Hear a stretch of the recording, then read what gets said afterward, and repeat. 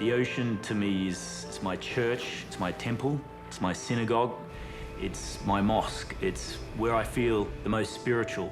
It's where I go to work, where I go for my enjoyment, and where I go to think. And it's also the environment that challenges me more than any other environment that I know.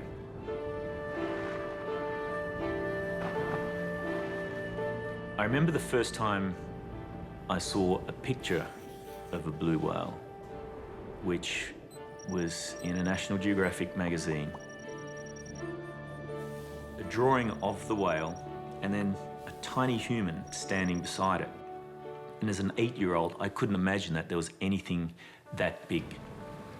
I'd followed them since childhood with the absolute design to go and film them myself at some point. And that was 40 years later.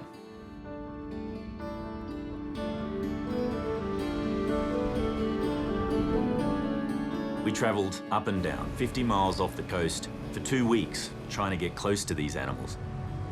Oh, look, look. At 2 o'clock, and another blow 4.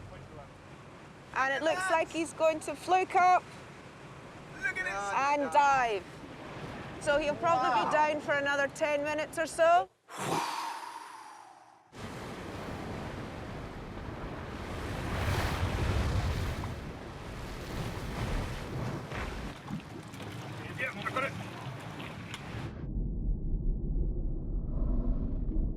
It's the first time that we believe that anyone has ever filmed a juvenile pygmy blue whale underwater.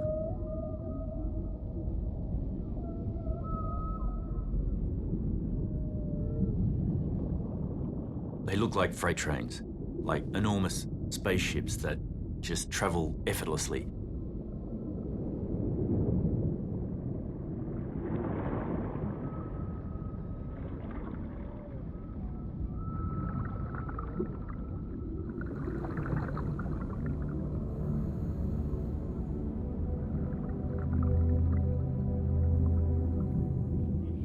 What do you think it's from, Alex? Is it from a ship?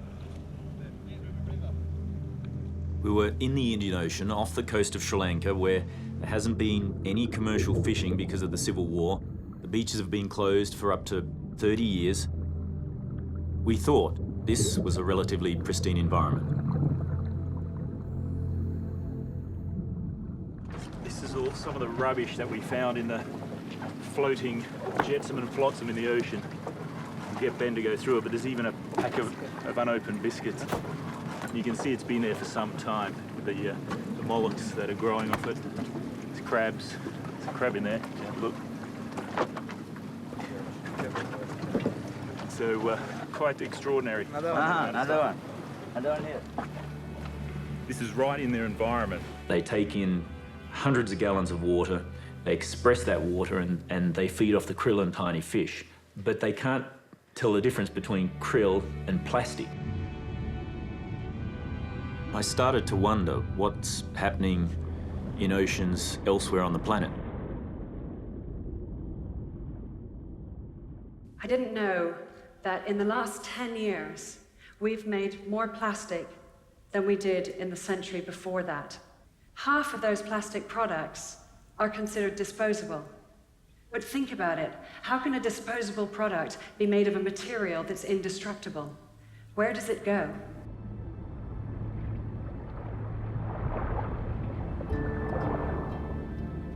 I spent my childhood in the sea. Growing up in Grand Cayman, we didn't have organized sports after school. We didn't even have a TV until I was 13. So the sea was my playground. As a freediver, it was the place where I proved myself to myself by traveling to the absolute edge of myself.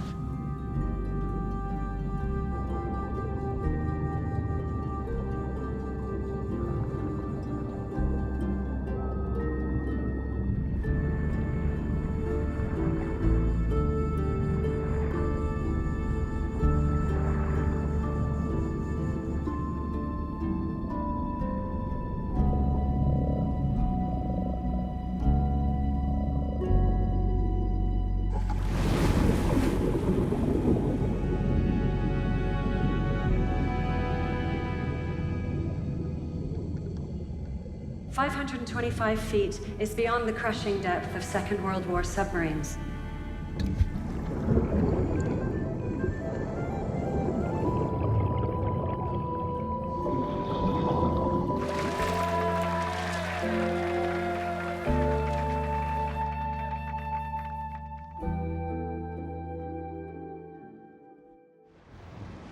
I met up with filmmaker Mike Degree.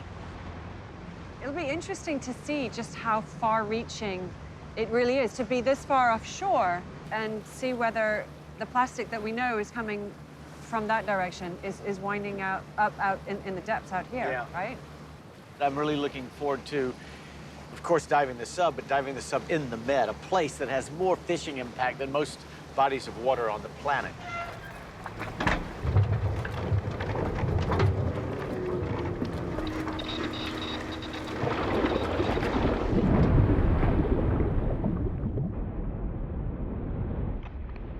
Hey Mike, it's Tanya. Can you tell me what you're seeing down there?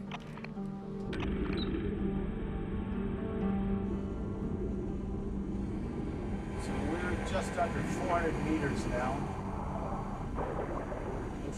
Almost 1,200, about 1,200 feet. And now we're starting to see a plastic bottle, exactly. We're now starting to see more and more plastic. More and more tires and pieces of metal and just absolutely disregard for the bottom, really. It's just junk everywhere. Our scientists commissioned a small, remotely operated vehicle to travel over 1.5 miles down to the deep trenches. The ROV is coming down, which is kind of cool.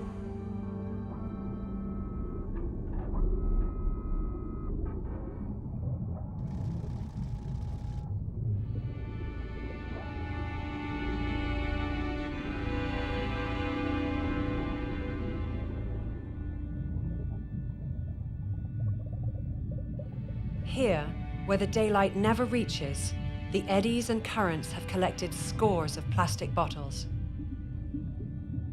This plastic could remain here forever.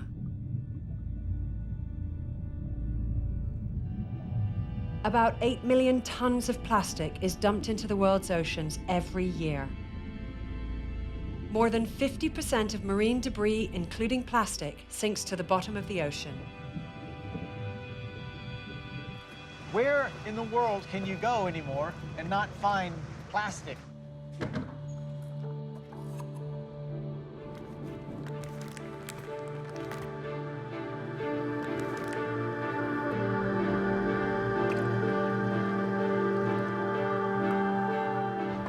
$63 billion gallons of oil are used every year just to supply the US with plastic water bottles. In this year alone, every single person on the planet will use and dispose about 300 pounds or 136 kilos of single-use plastic. Plastic is wonderful because it's durable, and plastic is terrible because it is durable.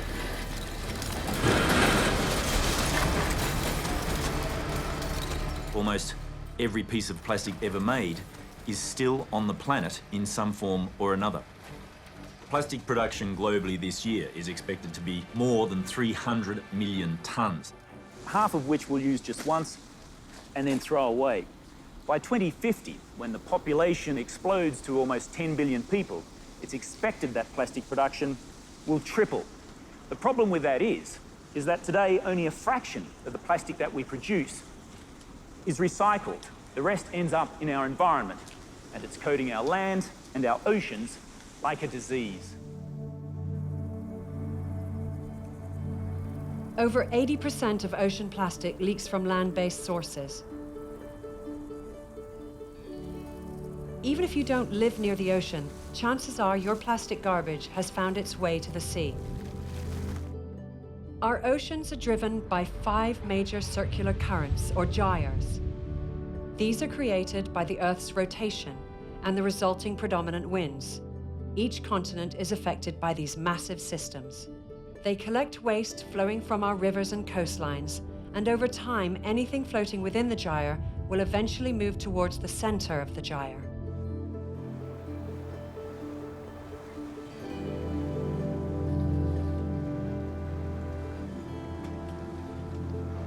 Our producer Joe Ruxton was familiar with the story about a huge floating island of garbage, twice the size of Texas, in the North Pacific.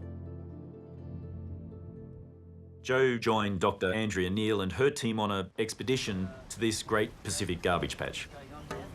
So we're deploying the Manatrol, and we're going to look for fine particulates and debris. This mesh here is 333 microns, which is in the size range of zooplankton. The manta trawl captures material on the surface. It will take anything the size of a pinhead or larger. Looking out over the vast expanse of clear, sparkling water, there is no plastic in sight.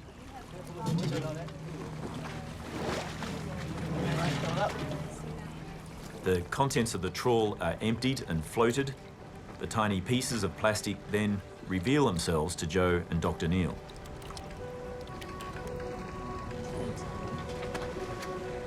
There is no floating island of plastic. What exists is far more insidious. What exists is a kind of plastic smog.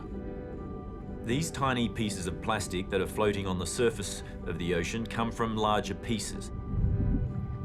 Over time, the sun's ultraviolet light, ocean wave action and salt break it up into smaller pieces called microplastics. Microplastics have rough pitted surfaces.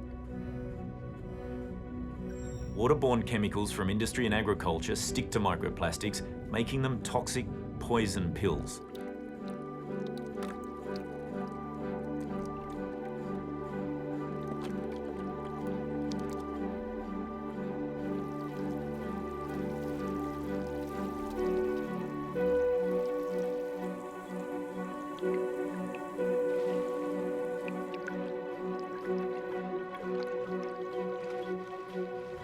The sea at night is one of my favourite times. It's when the ocean truly comes alive and you can virtually see the food chain in action.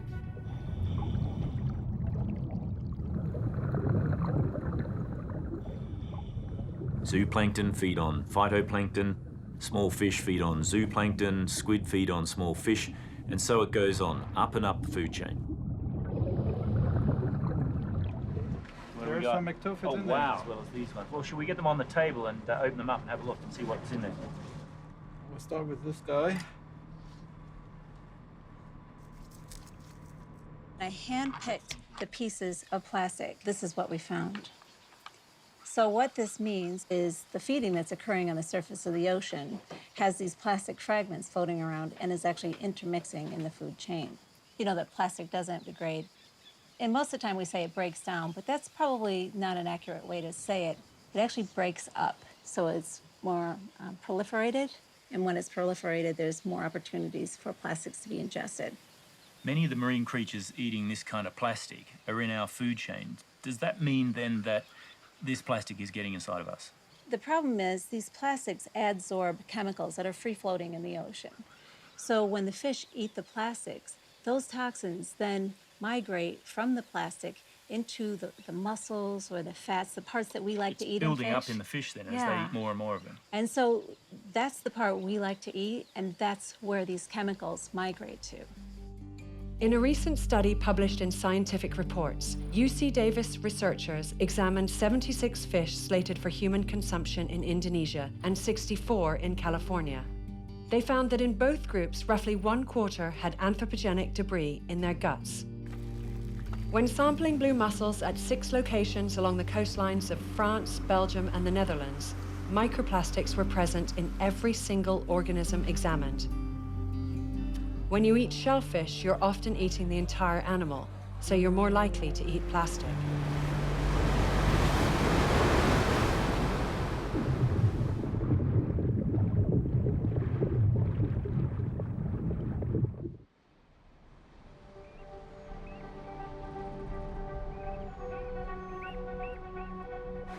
Lord Howe Island is a World Heritage Site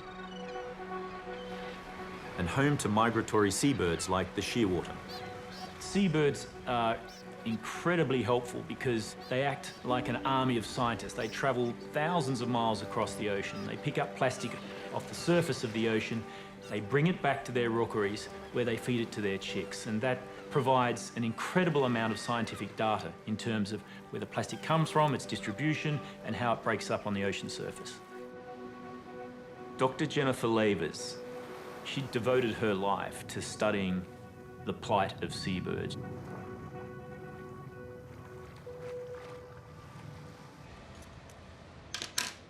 Absolutely no doubt that this bird died as a result of that plastic.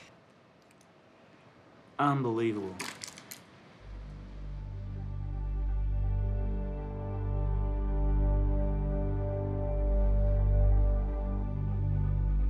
Jen, I counted 234 pieces of plastic out of that one bird. Is that a record? Not even close, unfortunately. So for this species, the record is 276 pieces of plastic inside of one 90-day-old chick. And that plastic, when we weighed it out, accounted for 15% of that bird's body mass. So that's a pretty scary statistic. If we translate that into human terms, it gets even worse. That would be equivalent to you and I having somewhere around 6 or 8 kilos of plastic inside of your stomach. It's equivalent to about 12 pizzas worth of food inside of your stomach. When animals eat plastic, they're also consuming the toxins attached to the plastic. Toxins pass into the bloodstream. There, they bioaccumulate in the fatty tissue and around the vital organs.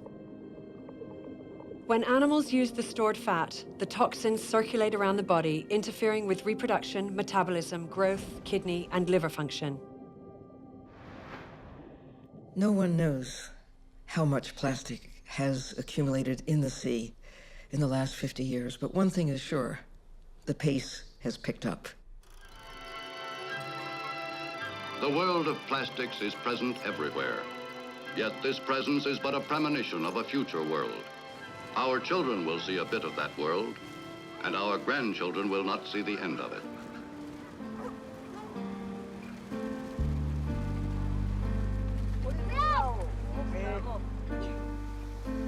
We gave in to the sales hype of the 50s that plastic was disposable, that we could throw it away. There is no away. It starts with the individual, and it starts with us. I think it's a shocking waste of valuable resources. We actually have the answers now to recycling most plastics, and the challenge really is to get everyone on board with those ideas, and also to get the collection infrastructure going right so that we get big volumes coming concentrated in one place so that people can then have the confidence to invest in the recovery technology. Once sorted, recycled plastics are brought into factories like this, where they can become part of a circular economy, cleaned of labels and processed into newborn nurdles, ready to be sold once again.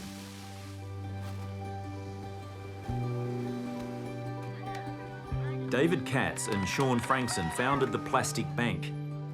They established a social plastic recycling system in Haiti that exchanges plastic for solar cell phone charging, sustainable cook stoves, and cash. Through the Plastic Bank, we make plastic waste a currency so that people in developing countries can earn an income while preventing plastic from entering the ocean.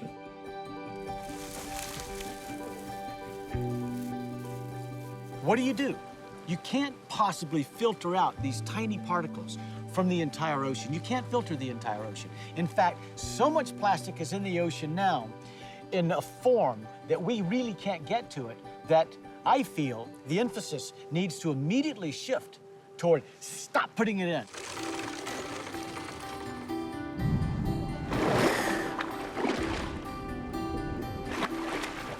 We've treated the ocean as a place to throw things, dispose of things that we did not want close to where we thought we lived.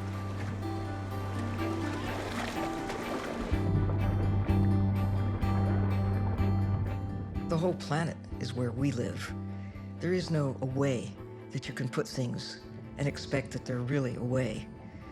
This phrase, not in my backyard. The ocean is everyone's backyard or front yard or living space. No matter how you look at it, this planet is governed by the blue part. The world truly is mostly a blue place. I want to go back to where it all started. I want to go back to the whales. I want to go and find the juvenile that we first saw.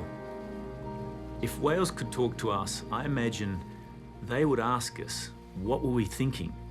Every other species on the planet works towards the benefit of the ecology and environment that it lives in. But us humans, we just seem like passengers on this earth. And I want to say, we'll share this story, because from knowing comes caring, and from caring comes change.